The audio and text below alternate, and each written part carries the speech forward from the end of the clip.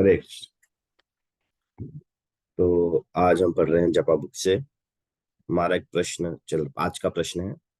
वो पूछ रहे हैं कि मैंने अपने जप में पाया है, जब मैं कठिन परिस्थिति में होता हूँ तो मेरे लिए चित जप करना आसान होता है। कठिन परिस्थिति में दुख होता है तो हम भगवान को याद करते हैं, पर जब सुख का समय होता है तब हम भटक जाते हैं, है ना? ऐसे ही होता है। दुख के समय नास्तिक व्यक्ति भी भगवान के सामने हाथ जोड़ लेता है, तो जब होता है तब हम थोड़ा एकाग्रचित होकर जप करते हैं, और सुख के समय हम थोड़ा सा भटक जाते हैं। तो क्या लिख रहे हैं? तो कह रहे हैं दो तरीके हैं इसको समझ। संभवतः सबसे महत्वपूर्ण तरीका है यह जानना कि कृष्ण भावनामृत क्या है। श्री श्री राधा कृष्ण की सेवा ही कृष्ण भावनामृत है। यह इतना मधुर है, किंतु हम इस सबसे अद्भुत तथ्य को भूल जाते हैं, क्योंकि हम माया के द्वारा मुग्ध हो जाते हैं, और इसीलिए सतोगुण में आत्मसंतुष्टि आत्मसंतुष्ट बने रहते हैं। यदि सौभाग्यवश हमारा मन स्वाभाविक रूप से ही शांत है, तो हमें इसका प्रयोग कृष्ण को प्राप्त करने के लिए करना चाहिए। कृपया इसका प्रयोग उन सबसे अद्भुत व्यक्ति को प्राप्त करने के लिए करें। कृष्ण भावनामृत में वास्तविक रुचि को जगाने के लिए ध्यान पूर्वक शील प्रभुपाद कृत पुस्तकों का अध्ययन करें। हमें गंभीर भक्तों का संग भी करना चाहिए। ऐसे भक्तों के पास राधा और कृष्ण और वृंदावन के बीच के मधुर संबंध रूपी अनेक रत्न हैं। उनके संग से हमारे इन रत्नों को प्राप्त करने की संभावना बढ़ जाती है। हरे कृष्ण। तो यहाँ पे बता रहे हैं कि इस बात की गंभीरता को समझने के लिए कि ये जो भक्ति का मार्ग है जो हमें मिला है, मनुष्य जीवन है, ये कितना कितना रेयर है, कितना हम बहुत सौभाग्यशाली हैं कि हम मनुष्य रूप में हैं, और उसमें भी हमें भक्ति का पथ मिला है, और उसमें भी इतने सारे भक्ति पथों के बीच में हमें शिल प्रभुपाद जी के द्वारा कृत इस आंदोलन, हरे कृष्ण आंदोलन से जुड़ने का अवसर मिला है। तो इसका पूरा लाभ उठाएं। श्री नरोत्तम दास ठाकुर कहते हैं, मनुष्य जन्म पाया राधा कृष्ण ना भजिया, जानिया सुनिया विष खाइनु, दुर्लभ मानव जन्म। ये तो मनुष्य जन्म है, ये बहुत दुर्लभ है। दुर्लभ क्यों है? क्योंकि ये 84 लाख की योनियों के चक्र के बाद हमें प्राप्त होता है। एक जीव जो इस काल चक्र के अंतर्गत बंधा हुआ है, उसे 84 लाख योनियों के बाद ये मनुष्य देह प्राप्त होता है। दुर्लभ, दुर्लभ तो है। अच्छा, अब प्राप्त हो गया है तो अब क्या करेंगे? दुर्लभ है, पर परंतु और क्या प्रॉब्लम है? ये क्षण भंगुर है, कोई गारंटी नहीं आई है ना? कोई आप सामान खरीदते हैं अमेजोन से तो उसकी गारंटी आती 30 दिन की, 1 साल की, है ना? पर इस मनुष्य देह की कोई गारंटी नहीं कब समाप्त होगा।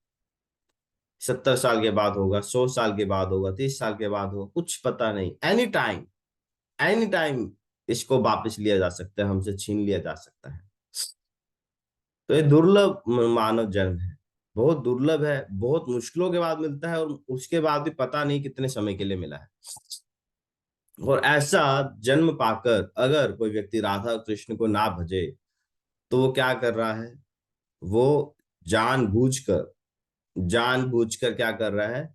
विष खाइनु, वो विष पान कर रहा है। क्यों कह रहे हैं ऐसे विष पान कर रहा है? क्योंकि अगर मनुष्य जन्म पाकर हम राधा कृष्ण का भजन नहीं करेंगे, तो फिर से इस काल चक्र में पड़ जाएंगे, फिर से 84 लाख योनियों का चक्र है वो फिर से शुरू हो जाएगा। तो इस अद्भुत जो मनुष्य देह मिला है, इसका पूरा लाभ उठाएं। इसका पूरा लाभ उठाने के लिए क्या आवश्यकता है? पूरा लाभ उठाने का आवश्यकता है कि भक्तों का संग करें। ऐसे भक्तों का संग करें जो गंभीर है, जो जिनका लक्ष्य है भगवान को प्राप्त करना। ऐसे भक्तों का संग करें। जैसा संग वैसा रंग। जिस प्रकार का हम संग करेंगे उस प्रकार की चेतनाएं, उस प्रकार की भावनाएं हमारे हृदय में भी प्रकाशित होती हैं। तो ऐसे लोगों का संग करें जो अपने इस लक्ष्य में गंभीर है और भगवान को प्राप्त करना चाहते हैं। और क्या करें, प्रभुपाद जी के द्वारा जो इतनी पुस्तकें हैं उनका पठन करें, इन पुस्तकों को पढ़ें, इनको समझने का प्रयास करें कि प्रभुपाद जी बार बार कह रहे हैं कृष्ण कॉन्शियसनेस क्या है, अर्जेंसी है, इट इज एन अर्जेंसी। जब शिला प्रभुपाद जी अपने गुरुदेव शिला भक्ति सिद्धांत सरस्वती ठाकुर जी के पास प्रथम बार उनकी भेंट हुई थी, तो प्रभुपाद जी उन्होंने कहा, तो जो भक्ति सिद्धांत जी ने कहा कि तुम नवयुवक हो, इंग्लिश जानते हो, तो तुम बाहर के लोगों को प्रचार क्यों नहीं करते, why don't you preach the westerners. तो प्रभुपाद जी ने कहा कि हम अभी गरीब हैं, हम अभी क्या है, स्वतंत्र नहीं है। इंडिया उस समय आजाद नहीं था, क्योंकि ये भेंट हुई थी 1922 1922 में।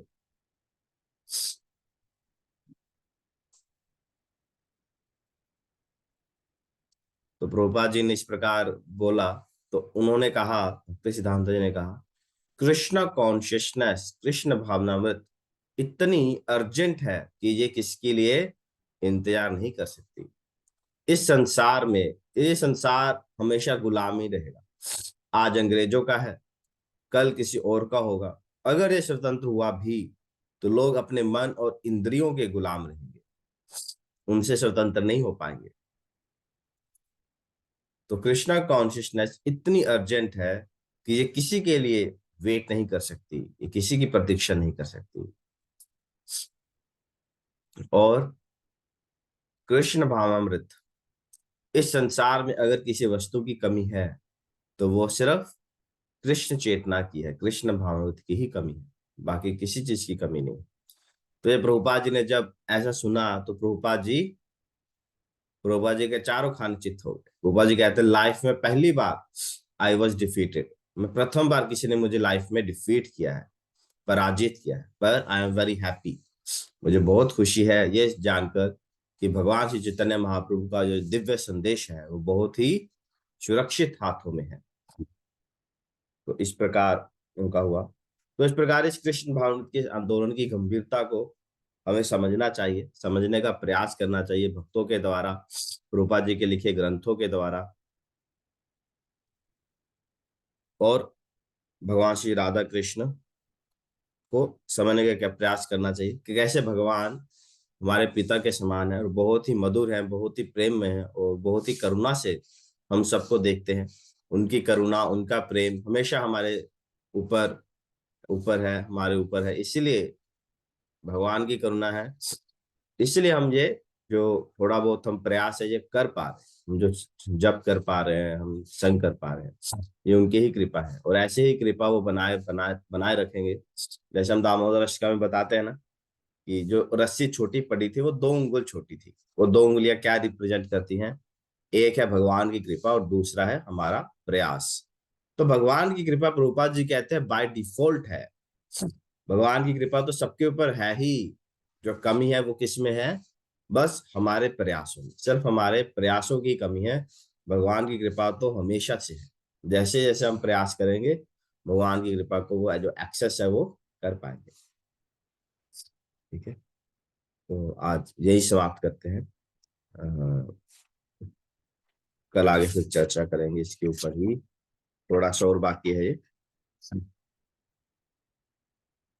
ठीक है, हरे कृष्णा। आज वरा द्वादशी है, 7:05 के बाद से अपना जो व्रत है वो आप पारण कर सकते हैं। और भगवान वरादेव का आविर्भाव दिवस भी है आज, भगवान वरादेव से प्रार्थना कर सकते हैं, उनकी पूजा अर्चना कर सकते हैं। और क्योंकि इनका उपवास हमने कल कर लिया था, आज क्या है, आज फिस्टिंग का दिन है। आज आप अच्छा अच्छा बनाइए, भगवान को भोग लगाइए। ठीक है, रूपा जी का कोट पढ़ लेते हैं। रूपा जी लिख रहे हैं, आज है 21 फरवरी। आत्महत्या को कभी सही नहीं माना जा सकता, यह प्रकृति के नियमों का उल्लंघन है। प्रकृति आपको निर्धारित समय जीने के लिए एक विशिष्ट शरीर देती है, और आत्महत्या का अर्थ है कि आप समय से पहले अपने जीवन का अंत करके प्रकृति के नियमों के विरुद्ध जाएं। इसलिए जो आत्महत्या करता है वह अपराधी बन जाता है। यहां तक कि राष्ट्र के कानून के तहत भी आत्महत्या अपराध है। आप आत्महत्या नहीं कर सकते। ऑकलैंड। हरे कृष्णा। तो बहुत बहुत धन्यवाद। और कल है श्री नित्यानंद त्रयोदशी। नित्यानंद प्रभु जी का आविर्भाव दिवस है, तो बहुत ही विशेष दिन है। और भक्तों के लिए नित्यानंद प्रभु की जो कृपा है वो बहुत महत्वपूर्ण है, बहुत बहुत बहुत महत्वपूर्ण है ना। लोग राधे राधे जपते हैं, हम बोलेंगे अगर आप नित्यानंद प्रभु का नाम लेंगे ना, तर जाएंगे।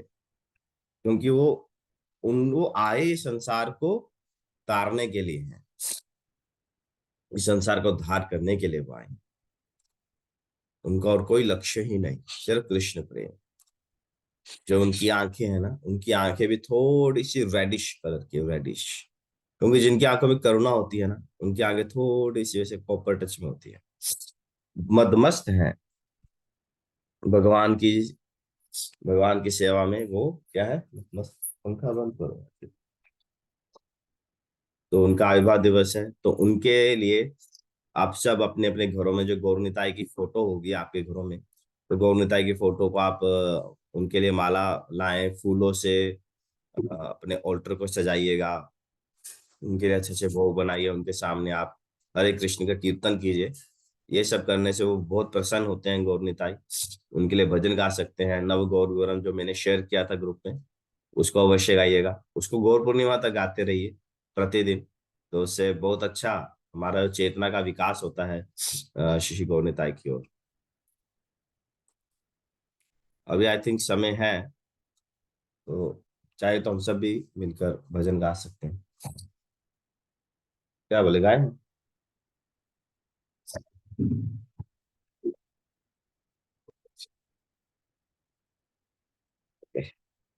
ठीक है।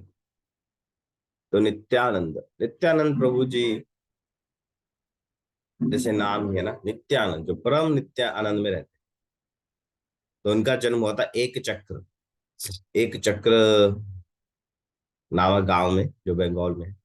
तो इनके पिता थे हड़ाई पंडित, और माता का नाम था पद्मावती। और ये ना बचपन से ही क्या करते थे, बचपन से ही बहुत ड्रामेबाज थे। ये अपने साथियों के साथ टोली बनाकर भगवान राम, कृष्ण, नरसिंह, इनकी लीलाएं करते रहते। मतलब इनके साथ इनके ड्रामा करते रहते। इनके सखा लोग थे, सबके साथ मिलकर कभी ये राम बनते ड्रामा में, कभी कृष्ण बनते, कभी कुछ बनते, है ना। सॉरी सॉरी सॉरी, गलत बोल दिया मैंने। राम नहीं बनते थे, ये लीलाएं करते थे। और हमेशा लक्ष्मण का ही किरदार लेते थे, मतलब जो किरदार लक्ष्मण जी लेते थे। तो एक बार एक घटना है कि क्या चल रही थी, रामलीला चल रही थी। उसमें ये लक्ष्मण बने थे, लक्ष्मण बने थे। तो रामलीला चल रही थी, तो वो प्रसंग आया जब मेघनाथ, मेघनाथ लक्ष्मण को ऊपर प्रहार, लक्ष्मण के ऊपर प्रहार करता है। और मेघनाथ जी लक्ष्मण के ऊपर प्रहार करते हैं और वो मूर्छित हो जाते हैं। फिर हनुमान जी जाते हैं, संजीवनी लाते हैं। तो उसमें क्या हुआ, मेघनाथ जो जिसका किरदार था, उसने बाण चलाया और ये मूर्छित हो गए, और बेहोश हो गए, तो उठे ही नहीं। क्या वो उठे ही नहीं, बड़ा समय बीत गया, ये उठ ही नहीं रहे, उठ ही नहीं रहे। और सबको बड़ी चिंता होगी, अरे ये क्या हो गया, ये क्या हो गया, सब बड़ी चिंताएं पड़ गए। अब वैद्य को बुलाए गए, लोगों को दिखाया, बट सब चिंता में, उठ ही नहीं रहे हैं। सबकी सांस, पूरा का पूरा गांव, पूरे के पूरे गांव की सांस रुक गई, क्योंकि सभी इनसे बड़ा प्रेम करते थे। जैसे हम वृंदावन में देखते हैं, पूरा का पूरा वृंदावन कृष्ण से बड़ा प्रेम करता था, उसी प्रकार सारा सारा गांव इन्हें बड़ा प्रेम करता। तो बहुत समय के बाद उठे ही नहीं, और सब चिंता में है, परेशान है। फिर एक लड़के को तरकीब सूझी, अरे अरे, उसने उसने क्या किया, हनुमान को भेजा। एक लड़के ने क्या बोला, क्योंकि ये किसके किरदार में है, लक्ष्मण जी के किरदार में है। तो लक्ष्मण जी कैसे जीवित हुए थे, जब हनुमान जी संजीवनी लेकर आए और वो संजीवनी उन्हें सुंघाई गई। तो तो क्या हुआ, उस हनुमान जी तो वो बेहोश हो गए। बेहोश होने के बाद तो हनुमान जी अपना रोल भूल ही गए। तो उसने जो जो लड़का हनुमान बना था, उसे बुलाया, उसे बोला इसे संजीवनी सुखाओ। तो उसे संजीवनी सुखाई, तब वो होश में आए। तब वो आए। तो वो इतना किरदार में घुस गए थे कि जब तक उन्हें संजीवनी नहीं सुखाई गई, वो उठे ही नहीं। लोग इनसे पूछते, अरे अरे तुम इतने छोटे से बालक हो, तुम्हें इतना कैसे पता, तुम्हें भगवान की लीलाओं के बारे में इतना सब कुछ कैसे पता है। तो ये कहते, अरे मुझे कैसे नहीं पता होगा, मैं तो खुद भगवान के साथ आता हूँ, हर हर जन्म में, हर जन्म में मैं भगवान के साथ आता हूँ।